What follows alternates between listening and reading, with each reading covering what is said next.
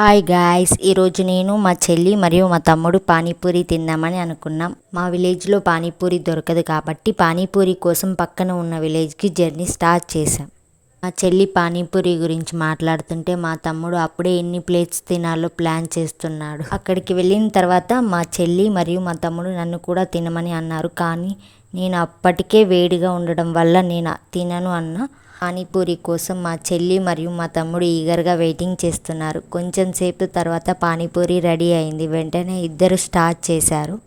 అంతలో మా తమ్ముడు నన్ను అడిగాడు, కట్లెట్ తింటావా అక్క అని. నేను కూడా సరే అని చెప్పాను. కానీ నా కట్లెట్ ఇంకా రాలేదు. ఆలోపే మా చెల్లి మరియు మా తమ్ముడు పానీపూరి తినటం కంప్లీట్ చేశారు. కొంచెం సేపు తర్వాత నా కట్లెట్ వచ్చింది. అప్పుడే నేను మా తమ్ముడు కలిసి కట్లెట్ తినటం స్టార్ట్ చేశాం. కానీ మా చెల్లి మాత్రం నాకు కట్లెట్ వద్దు, ఫ్రైడ్ రైస్ కావాలని అన్నది. వెళ్దామని అన్నాను. ఇంతలో మా మమ్మీ నాకు కూడా తీసుకురాండి అని అడిగింది. అందుకే పార్సిల్ చేయించుకొని వెంటనే ఫ్రైడ్ రైస్ కోసం షాప్ దగ్గరికి వెళ్ళాం. అక్కడికి వెళ్తుంటే మా చెల్లి ఫ్రైడ్ రైస్ గురించే మాట్లాడుతూనే ఉంది. మేము కూడా ఫ్రైడ్ రైస్ తినాలని అనుకొని షాప్ దగ్గరికి వెళ్ళాము. కానీ అక్కడికి వెళ్ళాక చూస్తే షాప్ క్లోజ్ అయి ఉంది. క్లోజ్ అయిందని తెలిసాక అందరం ఒక్కసారిగా షాక్ అయ్యాం. చెల్లి అయితే ఇంత దూరం వచ్చాక ఇలా అయింది ఏంటి అని నవ్వుతూ అంది. ఫ్రైడ్ రైస్ దొరకకపోయినా పానీపూరి మరియు కట్లెట్తో సరిపించుకొని అలా మాట్లాడుకుంటూ నవ్వుకుంటూ ఇంటికి స్టార్ట్ అయిపోయాం.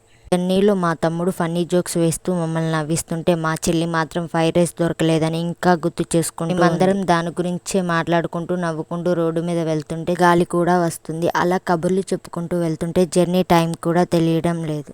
ఇంటికి వెళ్ళగానే మా చెల్లి మా మమ్మీకి తీసుకొచ్చిన పానీపూరి ఇచ్చింది. మా మమ్మీ కూడా హ్యాపీగా తీసుకొని తినడం స్టార్ట్ చేసింది. కానీ మా మమ్మీకి పానీపూరి ప్రాపర్గా తినడం రాలేదు. అందుకే మా నాన్న పక్కనే కూర్చొని ఎలా తినాలో చెప్తున్నాడు.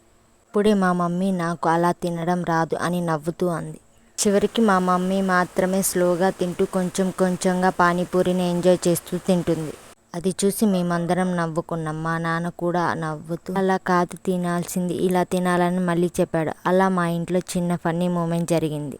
మీ పానీపూరి కొంచెం కొంచెంగా తింటుంటే మా నాన్న పక్కనే కూర్చొని అలా చూస్తూ ఉన్నాడు. మా మమ్మీకి పానీపూరి ఎలా అనిపించిందో అని మేమందరం చూస్తున్నాం. ఒక్కొక్కటి తిన్న ప్రతిసారి మా మమ్మీ ఎక్స్ప్రెషన్ చూసి మేమందరం నవ్వుకున్నాం. మా మమ్మీ మా నాన్న కూడా మధ్యలో కామెంట్లు చేస్తూ మా మమ్మీని ఇంకా నవ్విస్తున్నాడు.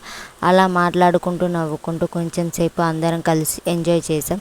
అంటే చిన్న చిన్న ఫ్యామిలీ మూమెంట్స్ ఎప్పటికీ గుర్తుండిపోతాయి. అలా అందరం కలిసి మాట్లాడుకుంటూ నవ్వుకుంటూ చాలా ఎంజాయ్ చేసాం. వీకెండ్ ఇలా ఫ్యామిలీతో కలిసి స్పెండ్ చేయడం చాలా బాగుంది. చివరికి అందరం హ్యాపీగా ఈ రోజుని ఎంజాయ్ చేసాం. కూడా ఇలాంటి ఫన్నీ ఫ్యామిలీ మూమెంట్స్ జరుగుతుంటాయా? కమెంట్లో తప్పకుండా చెప్పండి. వీడియో నచ్చితే లైక్ చేయండి, షేర్ చేయండి మరియు మా ఛానల్ని సబ్స్క్రైబ్ చేయడం మర్చిపోకండి. Bye guys, see you in the next vlog.